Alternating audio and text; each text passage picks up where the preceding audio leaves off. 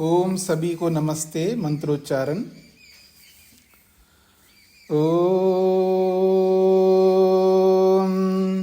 सहना भवतु सहनौ भुनक्तु सह वीर्यं करवावहै तेजस्विनावधीतमस्तु मा विद्विषावहै। ओम शांति शांति शांति। वेदांत दर्शन की कक्षा संख्या 66 है। दूसरे अध्याय का 9वां सूत्र प्रारंभ होना है।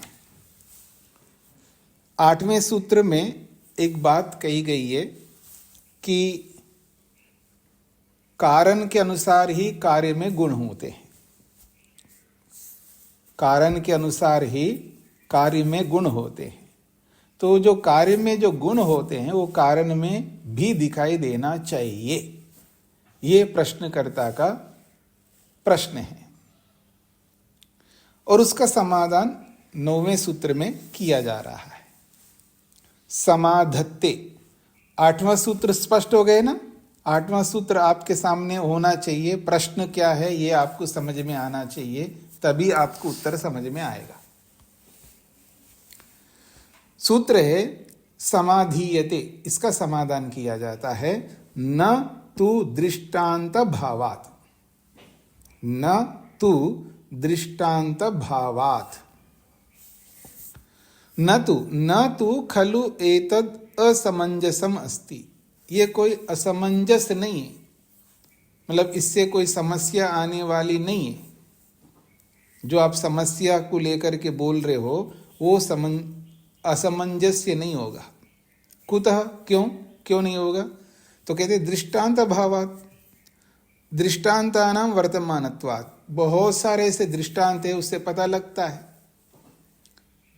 दृष्टांत का मतलब है प्रत्यक्ष। जो भी संसार में प्रत्यक्ष है उसे पता लगता है और आप सबको पता ही है। संति ही लोके दृष्टांता। लोक में दृष्टांत बहुत हैं।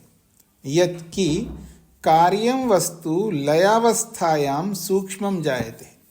ये सब को पता है, जग जाहिर है कि जो कार्य वस्तु होती है वो कार्य वस्तु लयावस्थायाम सूक्ष्मम जायते। लय अवस्था में सूक्ष्म हो जाता है, ये सभी को पता है। स्थूलत्वम तो जहाति एव। जब कारण में जाता है तो स्थूलत्व को तो वो तो छोड़ ही देगा। कहते हैं न तदानीम गंध रस रूपादिकम तिष्ठति। तदानीम उस स्थिति में, अर्थात कारण की अवस्था में गंध रस रूपादिकम न तिष्ठति। गंध रस रूप ये सब दिखाई नहीं देते हैं कारण अवस्था में। यथा ही उदाहरण देके समझा रहे हैं। यथा ही मृतपिंडम मृन्मयम क्रीडनकम वस्तु। मृतपिंडम जो मिट्टी का जो पिंड है, ढेला है, मृतमयम वो मिट्टी स्वरूप वाला है। लेकिन क्रीडनकम वस्तु जब खेलने वाली वस्तु बन जाएगी, वो मिट्टी से जो खेलने के खिलौने बनाए जाते हैं, और उस खिलौने को यदि कोई व्यक्ति पिष्ट बना दे, अर्थात पीस करके पाउडर बना दे,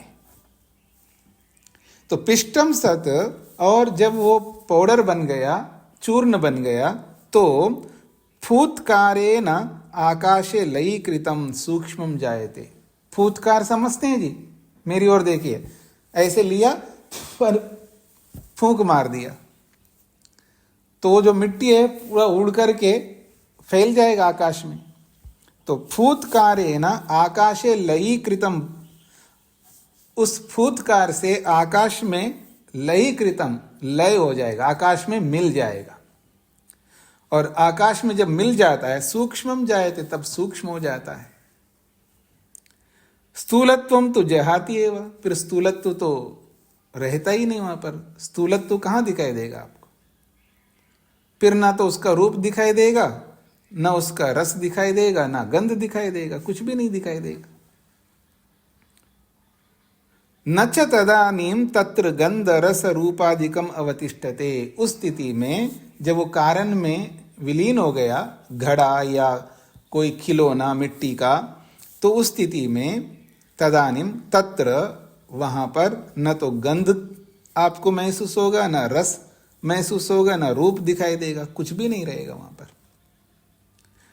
तद्वत, ठीक उसी के समान, समस्तम जगदपि, संपूर्ण संसार भी, लयावस्थायाम, जब लय अवस्था को प्राप्त होता है, अर्थात कारण अवस्था को, मूल अपनी निज स्थिति को जब प्राप्त हो जाती है, तो स्थूलत्वम, उसका स्थूलत्व, उसका मोटाई, मोटापन, फिर उसका गंध, फिर उसका रस, उसका रूप, या जो भी गुण हैं जो हमें कार्य में दिखाई देते हैं, वो सब के सब, उन सबको विहाय, उस सब को छोड़ करके सूक्ष्मम संपद्यते, वो सूक्ष्मता को प्राप्त होता है। ये चा विहाय, यहाँ पर चा को अलग करना है, और जो आ की मात्रा है ना उसके ऊपर गुंडी लगा दो तो वी बन जाएगा, तो विहाय बन जाएगा। वो मिसप्रिंट है यहाँ पर। चा को अलग करो और जो आ की मात्रा है ना उसको ई बना दो, तो गंध रस रूपादिकम च विहाय,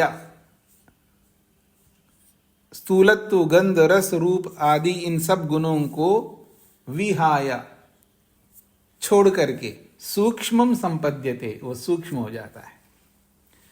याच तस्य सूक्ष्म स्थिति सएव प्रकृति, याच तस्य सूक्ष्म स्थिति, जो ये उस जगत की सूक्ष्म स्थिति है, उस कार्य जगत की जो सूक्ष्म स्थिति है, सएव प्रकृति, वो सूक्ष्म स्थिति को ही तो प्रकृति बोलते हैं।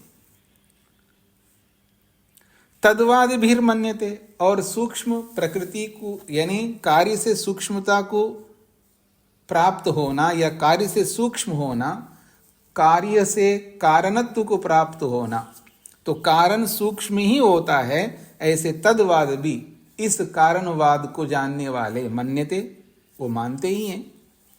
तस्मात् न असमंजसम, इसलिए कोई असमंजस नहीं आएगा, कोई समस्या नहीं आएगी। कार्य के गुण कारण में नहीं दिखाई देते हैं तो कोई समस्या नहीं आएगी। क्यों? क्योंकि दिखाई नहीं देंगे आपको। कारण सूक्ष्म होना, सूक्ष्मत्वाद अनुपलब्धि, जब सूक्ष्म होता है तो उपलब्ध नहीं होता है, तो फिर कार्य के गुण कारण में कोई दिखाई देंगे। आप प्रश्न ये करो, ये कर सकते हो, तो जो कार्य में गुण है वो चाहे वो कारण में होते हैं, हाँ होते हैं, इसका ये तात्पर्य नहीं है वो हमको दिखाई देंगे, ये हमें अनुभव में आएंगे। कारण के गुण अनुभव में नहीं आते हैं, इसलिए तो वो कारण है। अगर कारण के गुण भी हमें अनुभव में आने लगे तो फिर वो कारण थोड़ा, हो तो कार्य है, क्योंकि कार्य के गुण ही अनुभव में आते हैं, याद रखना। जगत के जो कारण हैं, सत्वरस्तम रूपी जो प्रकृति है, उसके गुण हमें अनुभव में नहीं आएंगे। क्यों नहीं आएंगे? सूक्ष्म होने के कारण से। क्या उसमें रूप रस गंध नहीं है? है, लेकिन सूक्ष्म है। वहां पर इतनी सूक्ष्मता को प्राप्त हुआ है वो कोई गुण हमें एहसास नहीं होगा उसका, उसकी सूक्ष्मता के कारण से।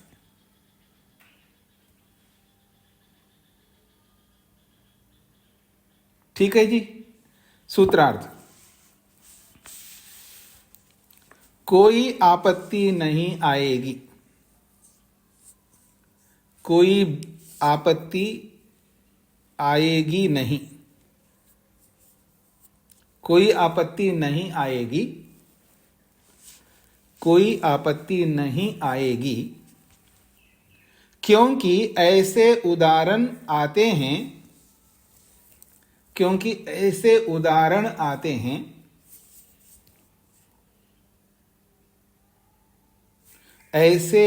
क्योंकि ऐसे उदाहरण आते हैं जिनमें कार्य कारण में विलीन होने पर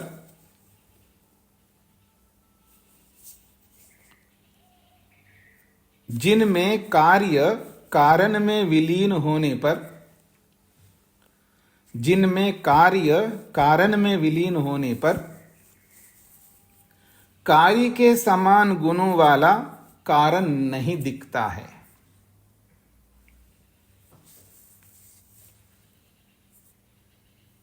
जिनमें कार्य कारण में विलीन होने पर कार्य के समान गुणों वाला कारण नहीं दिखता है।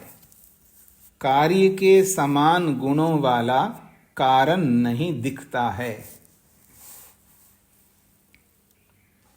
कार्य के समान गुणों वाला कारण नहीं दिखता है। कोई आपत्ति नहीं आएगी, क्योंकि ऐसे उदाहरण आते हैं जिनमें कार्य कारण में विलीन होने पर कार्य के समान गुणों वाला कारण नहीं दिखता है। ऐसे उदाहरण सबके सामने आते हैं।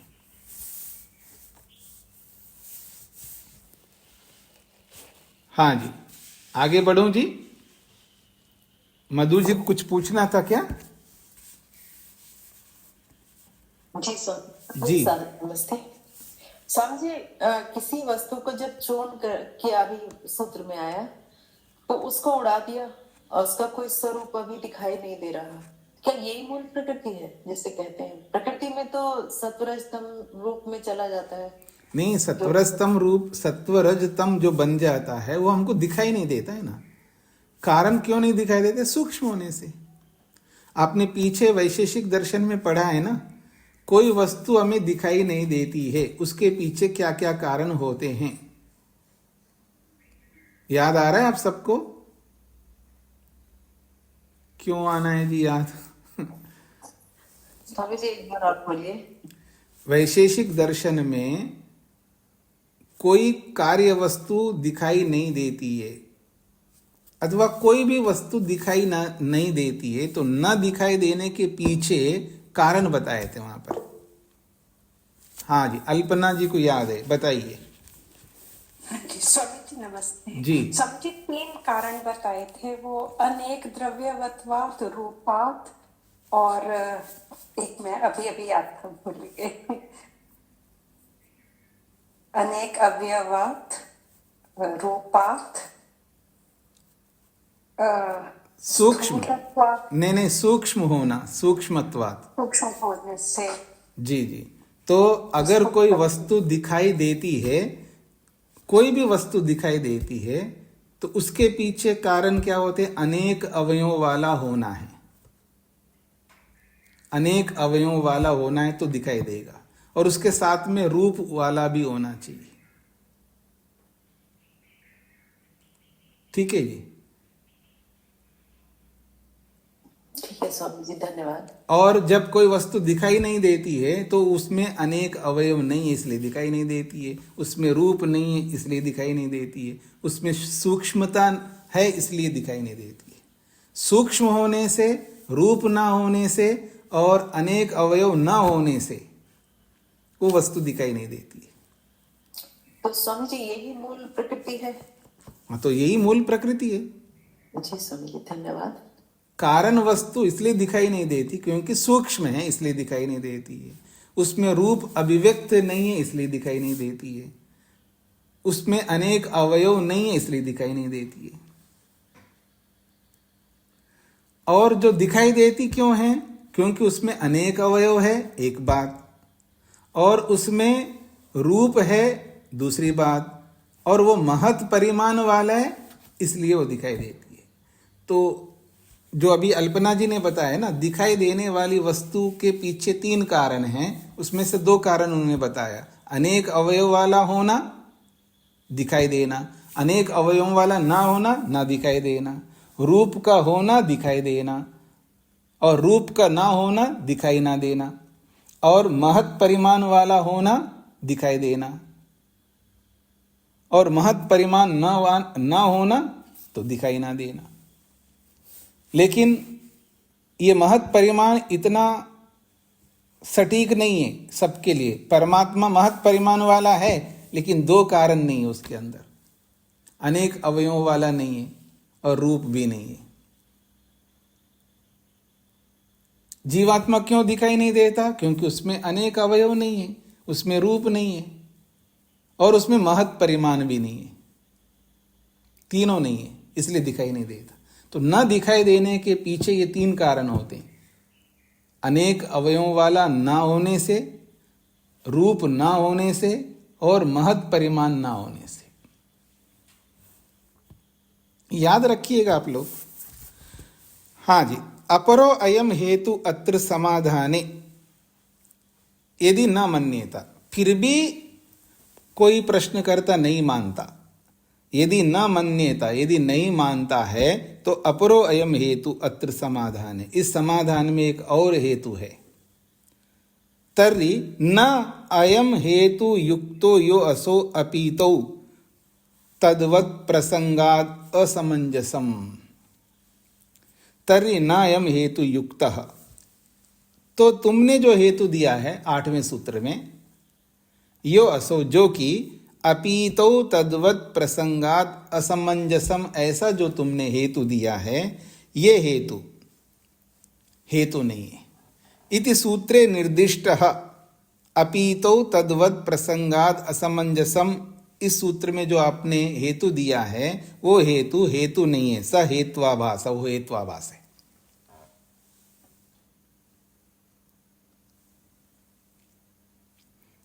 तो बातचीत में भी हम लोग कई बार उनको समाधान करते हैं, तो समाधान करने पर भी नहीं मानता है व्यक्ति सामने वाला, तो फिर उसको हम कहते तुमने जो बात कही वही गलत है, तो मैं क्या हेतु दूं आपको, क्या सिद्ध करूं मैं आपको।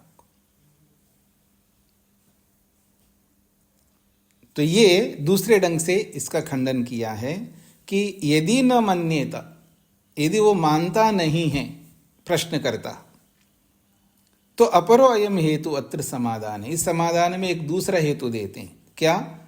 न अयम हेतु युक्तः, तुम्हारा जो हेतु है वो उचित नहीं है, युक्तिपूर्वक नहीं है। कौन सा हेतु है? अपीतो तद्वत् प्रसंगात असमंजसम, जो आपने दिया है। इति सूत्रे निर्दिष्टा, इस सूत्र में जो हेतु निर्देश किया है, क्या हेतु दिया उसने? कारणानुसारिनो कार्ये ही गुणा भवन्ति, कारण के अनुसार ही कार्य में गुण होते हैं, ये बोल करके उसने असमंजस्य पैदा किया है। तो वो तुम्हारा कथन ही गलत है।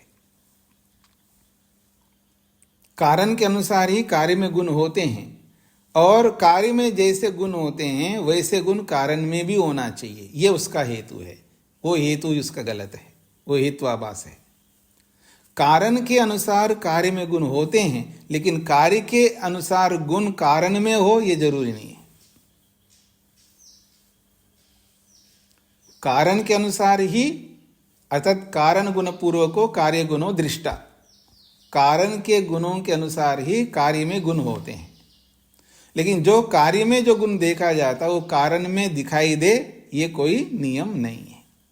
इसलिए वो आपका हेत्वाभास है, ये कहना चाहते हैं। इसलिए कह रहे हैं स्वपक्ष दोषाच्च, अपने पक्ष, स्वयं का पक्ष ही दोषपूर्ण हो जाने से, आपने जो पक्ष रखा है 8वें सूत्र में, वो अपना ही पक्ष दोषपूर्ण होने से आपका कथन गलत है, ये कहना चाहते हैं।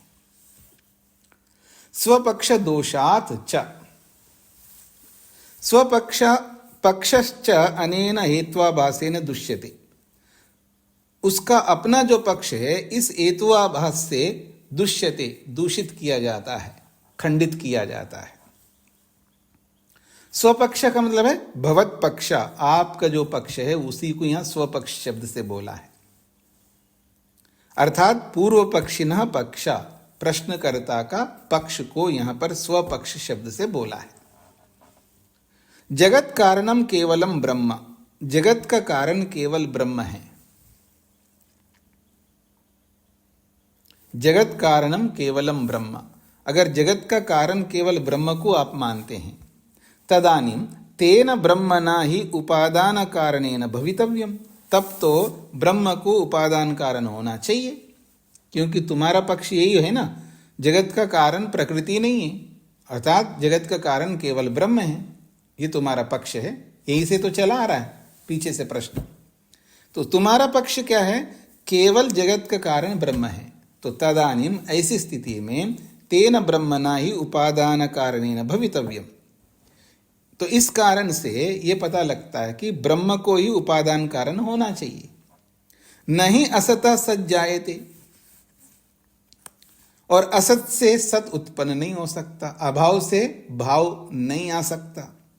उक्तम ही, और कहा ही ये, कहा शास्त्र में, कथम असतः सत जायेत इति, कथम असतः सत जायेत, कैसे असत से सत उत्पन्न हो सकता है। सत्व एव सौम्य इदम अग्र आसीत्, सत्व एव सौम्य इदम अग्रे आसीत्। सत वस्तु ही,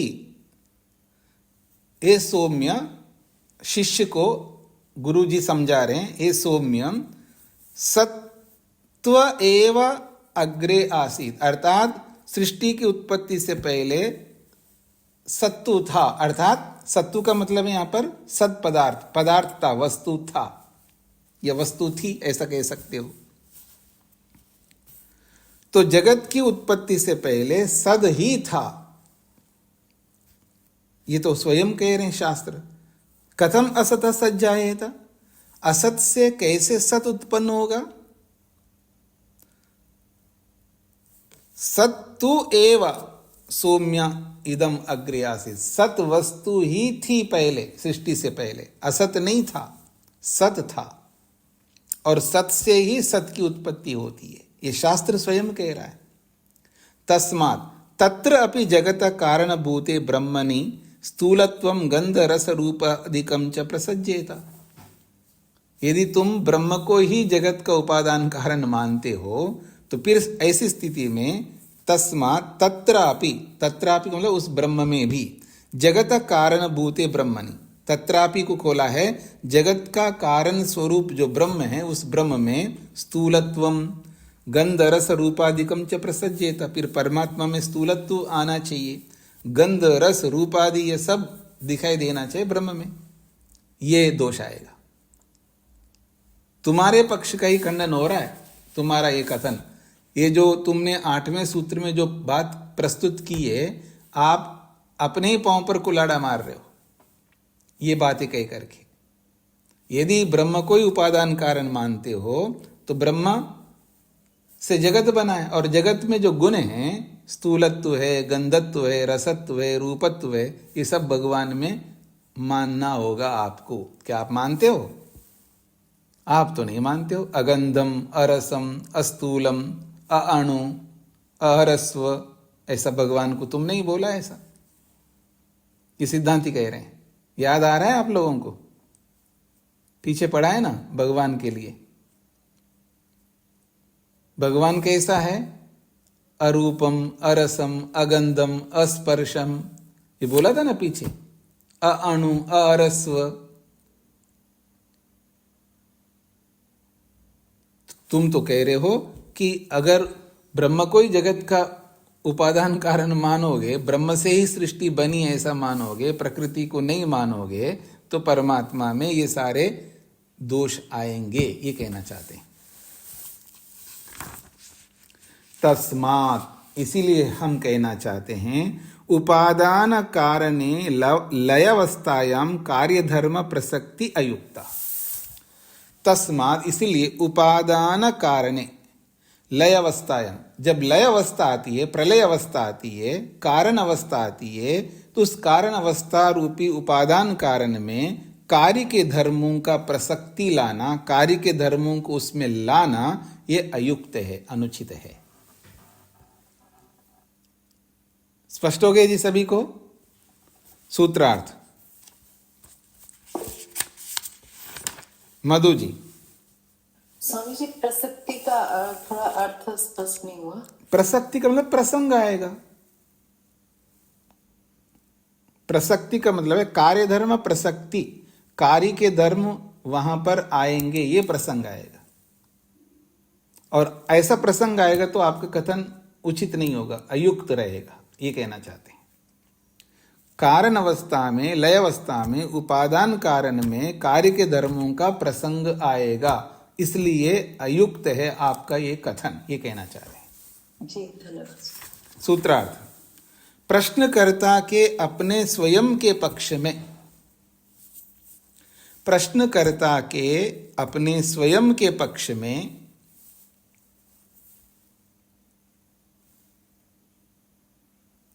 प्रश्नकर्ता के अपने स्वयं के पक्ष में, प्रश्नकर्ता के अपने स्वयं के पक्ष में दोष आने से भी, प्रश्नकर्ता के अपने स्वयं के पक्ष में दोष आने से भी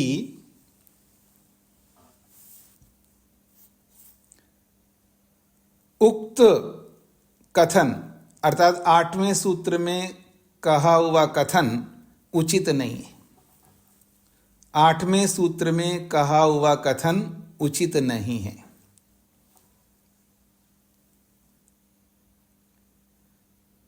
प्रश्नकर्ता के अपने स्वयं के पक्ष में दोष आने से भी 8वें सूत्र में कहा हुआ कथन उचित नहीं है कि कार्य के गुणों वाला कारण होता है।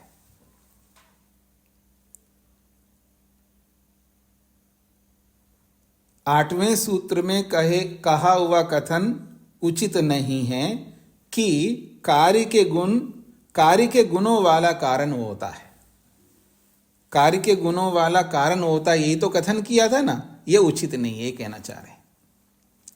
फिर देखिएगा, प्रश्नकर्ता के अपने स्वयं के पक्ष में दोष आने से भी 8वें सूत्र में कहा हुआ कथन उचित नहीं है कि कार्य के गुणों वाला कारण होता है। ठीक हो गए जी, आगे बढ़ता हूं मैं।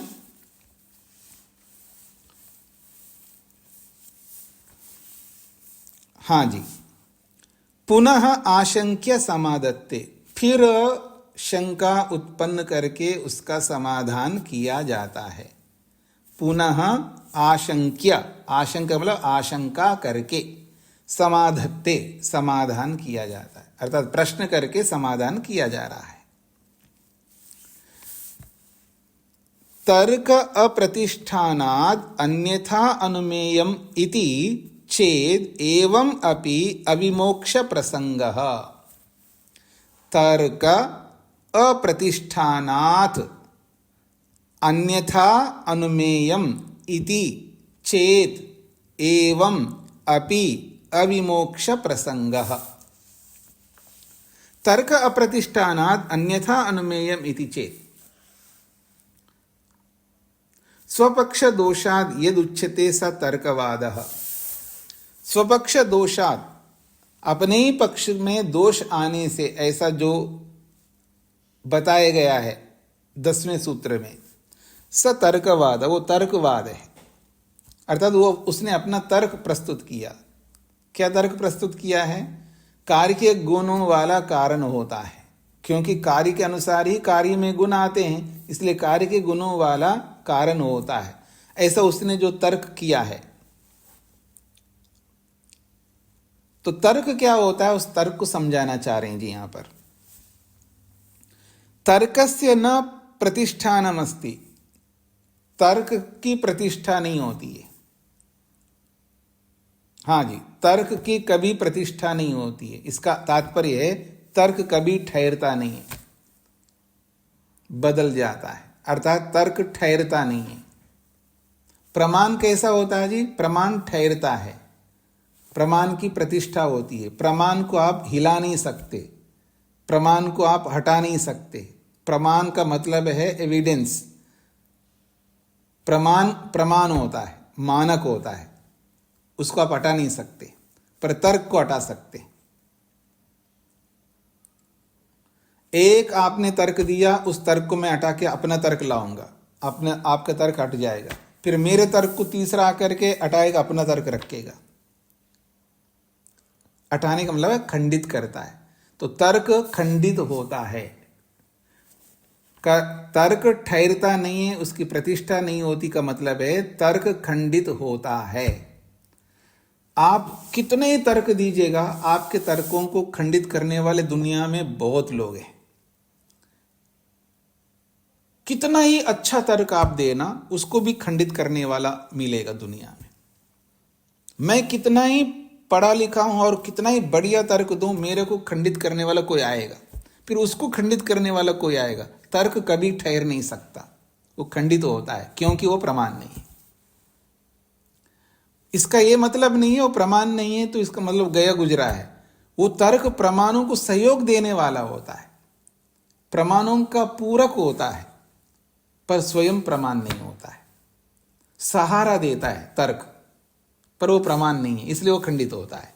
तो यही कहना चाहते हैं यहां पर, तर्कस्य न प्रतिष्ठानमस्ति। तर्क जो है प्रतिष्ठित नहीं होती, तर्क ठहरता नहीं है, खंडित होता है। ये तो ही क्योंकि एकः तर्को अपरेण तर्केण छिद्यते।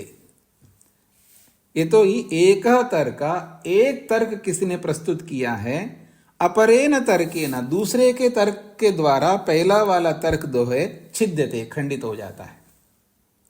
फिर अपरश्च तद अपरेण, फिर वो दूसरा तर्क आया, पहले वाले को खंडित कर दिया, अब तीसरा आकर के दूसरे वाले को खंडित करेगा, फिर चौथा आकर के तीसरे वाले को खंडित करेगा, पांचवा आकर के चौथे वाले को खंडित करेगा। तो यही कहना चाह रहे हैं, एकः तर्कः अपरेण तर्केण छिद्यते। एक तर्क दूसरे तर्क से खंडित होता है, फिर अपरश्च तद अपरेण, फिर वो दूसरा फिर तीसरे से खंडित होता है। इस तरह वो अनवरत चलता रहेगा।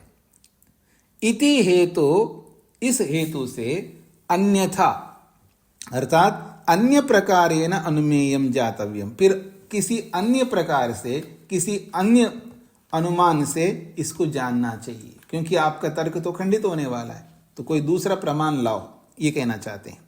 न तो पक्ष दोषाक्षेपेन इति चेत, केवल आप तर्क देकर के मेरे पक्ष का दोष का आक्षेप कर रहे हो, उससे काम नहीं चलेगा। न तो पक्ष दोष आक्षेपेन इति, लेकिन पक्ष में दोष दिखा करके आक्षेप करने से बात नहीं बनेगा। इति चेत, या चेत ऐसा अगर कोई कहे तर्री, तब तो एवं अपि अविमोक्ष प्रसंग, एवं अपि ऐसा होने पर भी अविमोक्ष प्रसंग, अर्थात अनुमाने प्रमाणांतर प्रसंगस्य न विमोक्षो भवेत्, प्रमाणांतर प्रसंगस्य विमोक्षो न भवेत्। दूसरा तर्क रूपी प्रमाण को दे देने से विमोक्षो न भवेत्, आपका छुटकारा नहीं पाएंगे आप अर्थात आप अपने पक्ष को सिद्ध नहीं कर पाएंगे। ये तो ही अनुमानम अपि न स्वाश्रयम भवति, जो आप अनुमान आप दोगे वो अनुमान स्वाश्रय में नहीं रहता, अर्थात अनुमान अपने आश्रित नहीं ठहर सकता। जो भी आप अनुमान दोगे केवल वो अनुमान अपने सहारे से नहीं ठहर सकता, उस अनुमान को भी दूसरा सहयोगी चाहिए, ये कहना चाह रहे हैं। ये तो ही अनुमानम अपि न स्वाश्रयम भवति, अनुमान भी अपने आश्रय से स्वयं ठहर नहीं सकता। तदपि, वो अनुमान भी, किंचित दृष्टम लिंगम अपेक्षते, किसी दृष्ट लिंग को चाहता है अनुमान। अनुमान समझते हैं ना जी आप लोग, अनुमान किस, क्योंकि अनुमान जानोगे तो ही ये बात समझ में आएगा आपको। कितने लोगों को पता है जी अनुमान क्या होता है? हाथ खड़ा करिए, कितने लोगों को पता है अनुमान क्या होता है? अनुमान क्या होता है?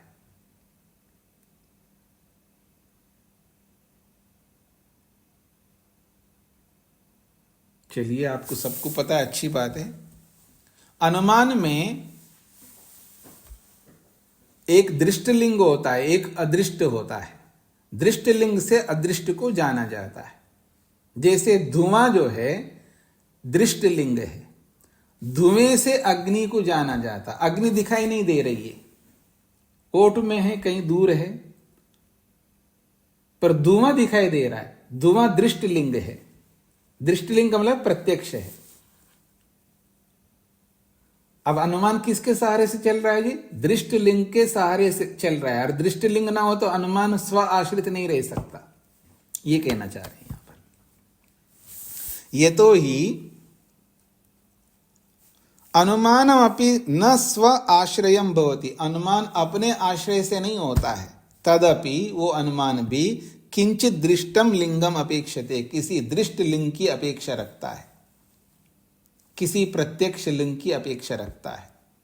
और ये भी दिमाग में बिठाइए, जहां भी अनुमान होता है वहां प्रत्यक्ष भी होता है।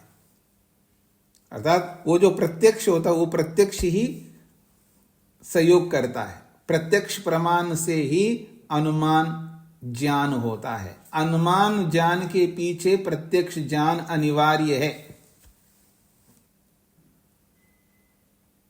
अनुमान ज्ञान के पीछे प्रत्यक्ष ज्ञान होता है, प्रत्यक्ष ज्ञान के बिना अनुमान नहीं हो सकता, ये याद रखिएगा। इसलिए अनुमान की परिभाषा लिखने वाले महर्षि गौतम जी ने तत्पूर्वकम त्रिविधम अनुमानम, तत्पूर्वकम प्रत्यक्ष पूर्वकम, प्रत्यक्ष पूर्वक ही अनुमान होता है, ये बताया वहां पर। तो आइए आगे बढ़ता हूं। यत्किंच दृष्टम लिंगम तेन ही वस्तु अनुमीयते, उसी को स्पष्ट कर रहे हैं। यत्किंच दृष्टम लिंगम, जो कोई दृष्ट लिंग होता है, प्रत्यक्ष लिंग होता है, प्रत्यक्ष संकेत होता है, तेना, उस प्रत्यक्ष संकेत से ही वस्तु अनुमीयते, वस्तु का अनुमान होता है, नहीं तो वस्तु का अनुमान हो ही नहीं सकता है। यत्र ही अनुमाने दृष्टम लिंगम न उपलभ्यते तद अनुमानम तु अननुमानत्वम, नहीं, तद अनुमानम तु अनुमानत्वम जहाति। कहते हैं यत्र ही अनुमाने, जिस अनुमान करने में, जहां भी अनुमान ज्ञान आप कर रहे हो वहां पर दृष्टम लिंगम न उपलभ्यते, प्रत्यक्ष दृष्ट लिंग उपलब्ध नहीं होता है, तद अनुमानम, वो अनुमानम, तू तो अनुमानत्वम जहाति, वो अपने अनुमान पन को ही छोड़ देगा, अर्थात वो प्रमाण नहीं रह पाएगा। तस्मात्, इसलिए जगतः प्राक् तस्य उपादान कारणम प्रकृति ब्रह्म आश्रया आसीद इति मंतव्यम। कहते हैं तस्मात्, इसीलिए जगतः प्राक्, सृष्टि रूपी जगत के उत्पन्न होने से प्राक, पहले, तस्य उपादान कारणम, उस जगत का उपादान कारण प्रकृति है, और वो भी प्रकृति ब्रह्म आश्रय आसीद, ब्रह्म के आश्रित थी, इति ऐसा मंतव्यम मान लेना चाहिए। न तो असत कथनेन तस्य अभाव प्रसंग, इसलिए असत कथन करने से तस्याह अभाव प्रसंग, उस प्रकृति का अभाव का प्रसंग नहीं आएगा, अर्थात उस प्रकृति का अभाव नहीं माना जाएगा। सृष्टि की उत्पत्ति से पहले असत था, ये जो कथन किया है शास्त्र ने, उस कथन से प्रकृति का अभाव सिद्ध नहीं होता है, ये कहना चाह रहे हैं। सृष्टि उत्पत्ति से पहले असत था, ऐसा शास्त्र ने बोला, आपने पढ़ा भी है पीछे। तो इस कथन से प्रकृति का अभाव सिद्ध नहीं होता है, उसी को कह रहे हैं असत कथनेन न तो असत कथनेन, असत कथनेन, शास्त्र ने जहां सृष्टि से पहले असत था ऐसा जो कथन किया है, उस कथन से तस्या अभाव प्रसंग न, उस प्रकृति का अभाव का बिल्कुल प्रसंग नहीं आएगा, अर्थात वो प्रकृति नहीं थी ऐसा कभी नहीं जाना जाएगा, हमेशा प्रकृति थी यही जाना जाएगा। क्यों? प्रकृति ब्रह्माश्रय आसीद इति, क्योंकि प्रकृति ब्रह्म के आश्रित थी, ऐसा मंतव्य मान लेना चाहिए। न तो असत कथनेन तस्य अभाव प्रसंग, यहां तक हो गए जी। उपनिषत्सु उक्तम परमात्मा सहचारिणी प्रकृति आसीत, उपनिषत्सु उक्तम, उपनिषदों में यह स्पष्ट रूप से कहा है कि परमात्मा सहचारिणी प्रकृति, परमात्मा के साथ रहने वाली प्रकृति है, अर्थात परमात्मा के अधीन रहने वाली प्रकृति है, प्रकृति परमात्मा के अधीन रहती है, ऐसा उपनिषदों में कहा है। जगत रचनायाम कारणम, और जगत की उत्पत्ति में वो कारण है प्रकृति। कहाँ कहा है? एक उदाहरण, दो उदाहरण दिए यहाँ पर। एकम बीजम बहुधा यह करोति, एक बीज रूपी प्रकृति को यह परमात्मा बहुधा करोति, बहुत प्रकार से बनाता है। प्रकृति के रूप में एक ही बीज था, लेकिन जो परमात्मा उसको बहुधा करोति, अनेक स्वरूपों में बना देता है। मायाम तु प्रकृतिम विद्यात मायिनम तु महेश्वरम, प्रकृति को माया के रूप में समझ लेना और उस माया को बदलने वाला मायावी जो है उसको परमात्मा समझ लेना, ऐसा उपनिषदकार कहते हैं। इसका मतलब है, शास्त्र स्वयं कहता है ब्रह्मा के अधीन प्रकृति थी, तो सृष्टि से पहले अभाव था और अभाव से ही भाव उत्पन्न हुआ, ये कैसे कह सकते हैं आप? फिर असत था, ये क्यों कहा? ये आपके मन में आ सकता है। देखो मधु जी कह रहे हैं हाँ उपनिषद तो आपने पढ़ी है, तो ये मन में क्यों आ रहा है? फिर असत क्यों कहा, ये क्यों आ रहा है? सृष्टि उत्पत्ति से पहले असत था का मतलब है सृष्टि उत्पत्ति से पहले जगत असत रूप में था, अर्थात उत्पत्ति से पहले जगत कैसे रह सकता है? उत्पत्ति से पहले जगत कैसे रह सकता है? उत्पन्न होने के बाद जगत होगा ना। उत्पन्न होने से पहले जगत नहीं था, उत्पन्न होने से पहले कार्य वस्तु नहीं थी, ये इसका तात्पर्य होता है, न कि कारण वस्तु नहीं थी, ऐसा होगा। हाँ जी, सुभाषिनी जी को क्या कहना है?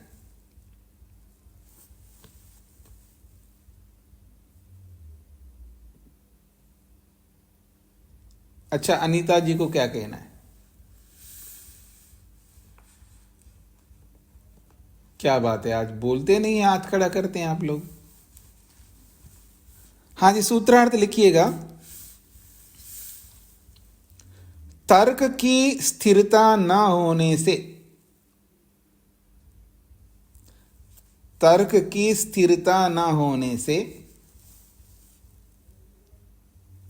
तर्क की स्थिरता न होने से,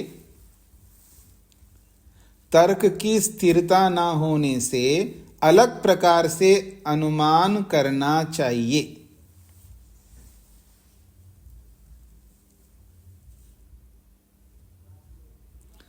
तर्क की स्थिरता न होने से अलग प्रकार से अनुमान करना चाहिए। अलग प्रकार से अनुमान करना चाहिए। यदि ऐसा कहे तो,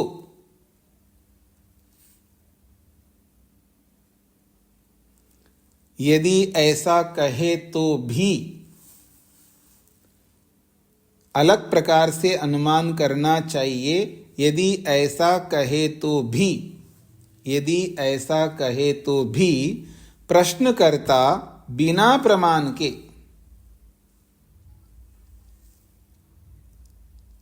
यदि ऐसा कहे तो भी प्रश्नकर्ता बिना प्रमाण के छुटकारा नहीं पा सकता।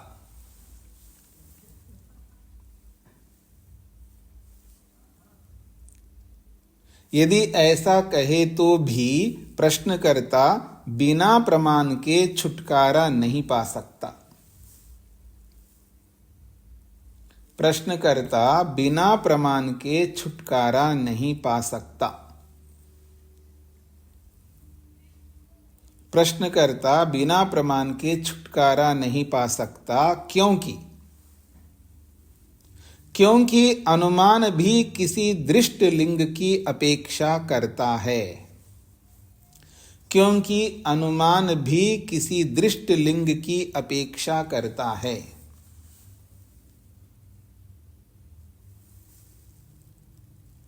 क्योंकि अनुमान भी किसी दृष्ट लिंग की अपेक्षा करता है।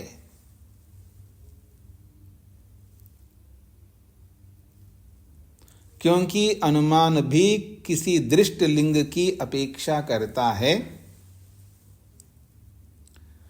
और वह दृष्ट लिंग प्रश्नकर्ता के पास नहीं है।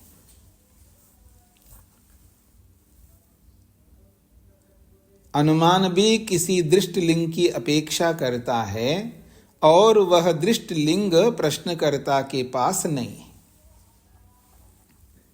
और वह दृष्ट लिंग प्रश्नकर्ता के पास नहीं है। तर्क की स्थिरता न होने से अलग प्रकार से अनुमान करना चाहिए। यदि ऐसा कहे तो भी प्रश्नकर्ता बिना प्रमाण के छुटकारा नहीं पा सकता, क्योंकि अनुमान भी किसी दृष्ट लिंग की अपेक्षा करता है और वह दृष्ट लिंग प्रश्नकर्ता के पास नहीं है।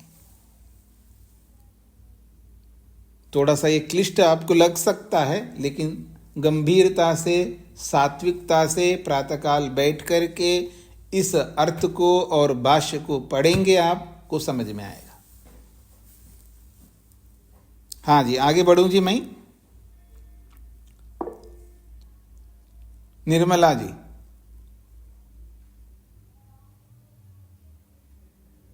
नमस्ते स्वामी जी। जी।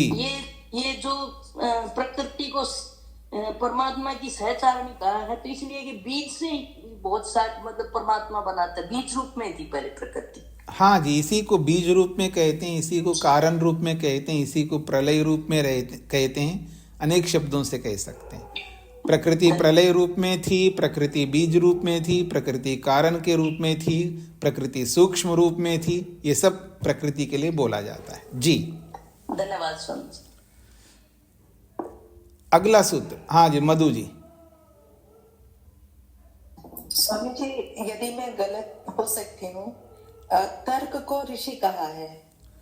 वो तर्क को जो ऋषि कहा वो प्रमाण के संदर्भ, वहां तर्क का मतलब प्रमाण है। अच्छा, ठीक हाँ है। जी। मुझे ये लगता है यहाँ तर्क को कोई महत्व नहीं दिया जा रहा और तर्क को ऋषि कहा है, तो क्या नहीं, वो तर्क का मतलब वहां प्रमाण है। जी जी। हाँ जी, आगे बढ़ता हूं जी मैं। 12वां सूत्र। एतेन शिष्ट अपरिग्रह अपि व्याख्याता। एतेन शिष्ट अपरिग्रह अपि व्याख्याता। शिष्टापरिग्रह, एतेन शिष्टापरिग्रह अपि व्याख्याता। एतेन व्याख्यान प्रकारेण, इस व्याख्यान रूपी प्रकार से, ये जो 11वें सूत्र में जिस तरह का व्याख्यान किया है, तो उसी व्याख्यान के प्रकार से शिष्ट अपरिग्रह, शिष्टैर्या न परिगृह्यन्ते ते अपि खलु असद्वादेन सदृशा शून्यवादादयः। एतेन व्याख्यान प्रकारेण, इस पूर्वोक्त 11वें सूत्र के व्याख्या के प्रकार से शिष्ट लोगों के द्वारा, ये न परिगृह्यन्ते, जो लोग यहाँ पर नहीं आते और जिन लोगों के बारे में यहाँ पर बताया नहीं गया है, एक असदवाद को लेकर के बोला है ना। यहाँ पर असदवाद कहते हैं, असत से सत की उत्पत्ति होती है, अभाव से भाव की उत्पत्ति होती है, ऐसे मानने वालों को असदवादी कहते हैं। और उसके बाद और शिष्ट लोगों ने और भी बहुत सारे लोगों का खंडन किया है, अब यहाँ पर नहीं बोला गया है। जैसे शून्यवाद है, जैसे क्षणिकवाद है, ऐसे बहुत सारे वाद है ना, आप लोगों ने पढ़ा है। वैशेषिक में भी पढ़ा है, सांख्य में भी पढ़ा है, योग में भी पढ़ा है, न्याय में भी पढ़ा है। सभी दर्शनों में बहुत सारे वाद बताएंगे। शून्यवाद है, अभाववाद है, असदवाद है, इस तरह का क्षणिकवाद है। तो शिष्ट ये न परिगृह्यन्ते, शिष्टों के द्वारा जिनको अभी लिया नहीं गया है यहाँ पर, ते अपि, वो सारे के सारे वाद भी असदवादेन सदृशाः, वो भी असदवाद के समान हैं, ऐसा मान लेना चाहिए। जैसे असदवाद गलत है, ऐसे शून्यवाद भी, क्षणिकवाद भी सब गलत है, ऐसा समझ लेना चाहिए, ये कहना चाह रहे हैं। और कौन से वाद है वो? शून्यवादादया, शून्यवाद आदि से क्षणिकवाद, ऐसे अनेक वाद है दुनिया में। उनको भी ऐसा ही समझ लेना चाहिए। जैसे असतवाद का खंडन किया है, वैसे ही बाकी सारे वादों का खंडन मान लेना चाहिए, ये कहना चाह रहे हैं यहाँ पर। निराकरणत्वेन व्याख्याता, उन सब का निराकरण हो गया ऐसा समझ लेना चाहिए। निराकृता वेदितव्य, उसी खोला है, उन सब का निराकरण हो गया है ऐसा वेदितव्य समझ लेना चाहिए। के शिष्टा, वो शिष्ट कौन होते हैं? शिष्ट की बहुत अच्छी अच्छी परिभाषाएं शास्त्रों में दी हैं, अलग अलग शास्त्रों में, धर्म ग्रंथों में भी किया है, व्याकरण शास्त्र में भी किया है, मनुस्मृतिकार ने भी किया है। ऐसे बहुत सारे ऋषियों ने शिष्ट व्यक्तियों की व्याख्या की है, बहुत महत्वपूर्ण व्याख्या। शिष्ट व्यक्ति किसको है? जैसे आप कहते हैं ये तो अशिष्ट व्यक्ति है, हाँ ये तो शिष्ट है। तो किसे शिष्ट कहते हैं, किसे अशिष्ट कहते हैं? तो शिष्ट व्यक्ति की व्याख्या कर रहे हैं यहाँ पर। के शिष्टा, शिष्ट कौन होते हैं? तो कहते हैं व्याकरण महाभाष्यकारेण पतंजलिना उक्तम, व्याकरण का महाभाष्य किया है महर्षि पतंजलि ने। जो पाणिनीय अष्टाध्यायी है उन सूत्रों की व्याख्या की है पतंजलि ऋषि ने, उसका नाम है महाभाष्य। और उस महाभाष्य में शिष्ट किसे कहते हैं लिखा है, क्या लिखा है? एतस्मिन् आर्यावर्ते निवासे ये ब्राह्मणा कुंभीधान्याः अलोलुपाः अग्रीयमान कारणाः किंचिद अंतरेण कस्याश्चिद विद्यायाः परांगताः तत्र भवन्तः शिष्टाः, ये पतंजलि ने कहा है। वो कहते हैं एतस्मिन् आर्यावर्ते निवासे, इस आर्यावर्त में निवास करने वाले ये जो ब्राह्मण है। कैसे ब्राह्मण है? कुंभी धान्या, कुंभी कहते हैं घड़ा, इधर देखिएगा, जिसे घड़े में जितना अन्न आता है उतना ही रखते हैं, उससे ज्यादा परिग्रह नहीं करते। कम से कम साधनों में रहने वाले को कुंभी धान्या कहते हैं। आप तो कुंभी धान्य नहीं हो सकते, आपके गर्म कपड़े भी इतने होंगे बस पूछो मत, पूरा अलमारी भर जाता होगा आपका गर्म कपड़ों से। गर्मी के कपड़े अलग होते हैं, सर्दी के कपड़े अलग होते हैं, बरसात के कपड़े अलग होते हैं, सुबह के कपड़े अलग होते हैं, रात्रि के कपड़े अलग होते हैं। ए भगवान, कपड़े कपड़े हैं आपके पास। तो कुंभी धान्य उनको कहते हैं जो कम से कम साधनों में रहने वाला है, वो ब्राह्मण होना चाहिए। और कुंभी धान्य वो बहुत कम साधनों वाला होना चाहिए। और दूसरी बात कहे अलोलुपा, लोलुप कहते हैं लोभ को। आदमी में इतना लोभ भरा हुआ है, आकंठ डूबा हुआ है लोभ से। हाँ, वो बोलता नहीं है मेरे सामने, लेकिन उसके मन को टटोल करके देखना, लोभ ही लोभ भरा हुआ रहता है। तो कहते हैं अलोलुपा, लोभ रहित होते हैं। अगली बात, अगला विशेषण दिया अग्रीयमान कारण, कोई गृह्यमान कारण नहीं होता। इस कारण से उसने पढ़ाई की है, इस कारण से उसने खाया है, इस कारण से उसने उसको बोला है, कोई कारण नहीं हो सकते उसके पास में, बिना कारण के, निष्कारण, बिना कारण के वो शास्त्रों को पढ़ता है, वो ब्राह्मण होता है। निष्कारणो षडंगो वेदो विज्ञेय, पतंजलि कहते हैं विद्यार्थी को बिना कारण के ही शास्त्र पढ़ लेना चाहिए। मैं शास्त्र पढ़ूंगा तो क्या मिलेगा, शास्त्र पढ़ने से मेरे को अच्छा जन्म मिलेगा, शास्त्र पढ़ने से मुक्ति मिलेगा, ऐसा सोचना ही नहीं चाहिए। बिना कारण के ही पढ़ता है व्यक्ति। अगृह्यमान कारण, वो कारण नहीं होते उसके सामने, ऐसे होते हैं वो लोग। किंचित अंतरेण कस्याश्चित विद्याया, किसी भी विद्या को प्राप्त करने के लिए कोई भी वहां पर रीजन सामने नहीं होता है, फिर भी वो विद्या को प्राप्त करते हैं। बस मेरा कर्तव्य विद्या को प्राप्त करना, बस। हाँ जी, मैं वो जो पढ़ूं तो क्यों पढ़ूं जी, वो उससे कुछ लाभ मिलेगा क्या? जो आप कहते हो मीमांसा पढ़ने के लिए उससे कुछ लाभ मिलेगा? उसमें तो सब यज्ञ भरे हुए हैं, क्या लाभ मिलेगा जी मेरे को पढ़ने से? मैं वैसे भी यज्ञों से दूर हूँ, परे हूँ, मेरे को पसंद नहीं आती ये सब यज्ञ करना, इनको देखना, उनको सुनना, तो मैं क्यों पढ़ूं उस शास्त्र को? मेरे को क्या लाभ है? उसके पीछे ही रहता है, उसको पढ़ करके लाभ क्या मिलेगा मेरे को? टाइम वेस्ट हो जाएगा मेरा, मेरे को पसंद नहीं हो पढ़ना।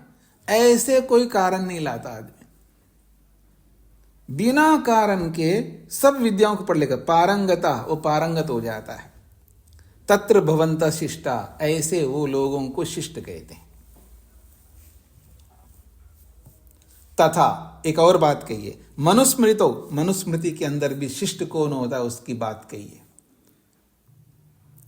ये जो वचन दिया है ना, ये तस्मिन आर्यावर्ते निवासे ये व्याकरण ये ब्राह्मणा कुंभी धान्या, ये आप लिख सकते हैं महाभाष्य 63109, महाभाष्य 63109, छठे अध्याय के तीसरे पाद के 109वें सूत्र में ये बातें कही हैं।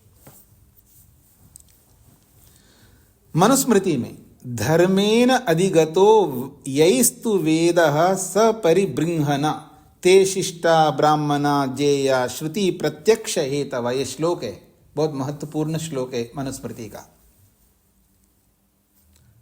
ये धर्मेण अधिगतो यहिस्तु वेदः सपरिबृंहण, कहते हैं यही, यही का मतलब है जो लोग, तू का मतलब तो, जो लोग तो धर्मेण, धर्म पूर्वक, स्वामी दयानंद लिखते हैं ब्रह्मचर्य पूर्वक, धर्मेण का मतलब है ब्रह्मचर्य पूर्वक, संयम पूर्वक, यही जो लोग तो सपरिबृंहना वेदा, सपरिबृंहना का मतलब है अंग उपांग सहित, सपरिबृंहना करते हैं अंग उपांग सहित वेदा, वेद को अधिगता, जान लिया है, पढ़ लिया है।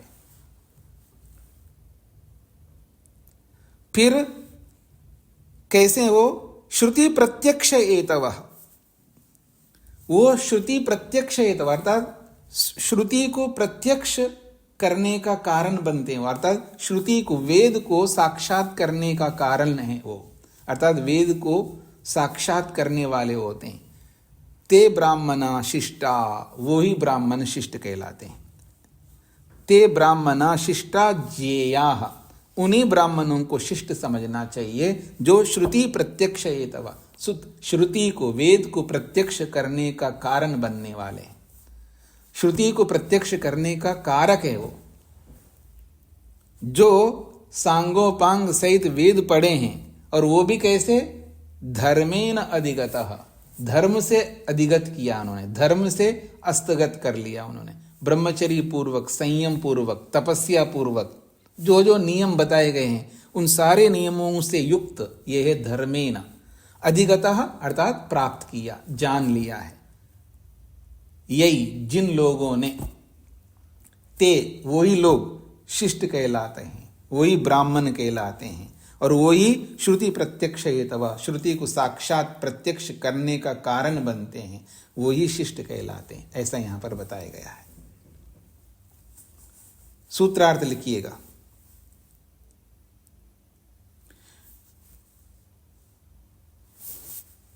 इस पूर्वोक्त अभाववाद के खंडन के अनुसार, इस पूर्वोक्त अभाववाद के खंडन के अनुसार,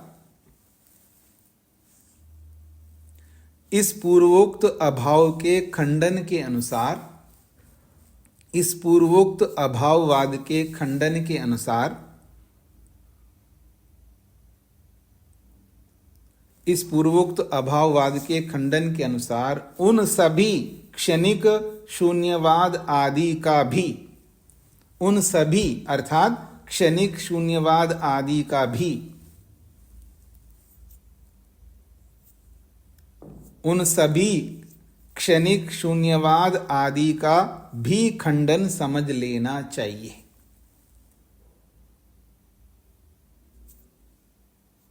उन सभी क्षणिक शून्यवाद आदि का भी खंडन समझ लेना चाहिए।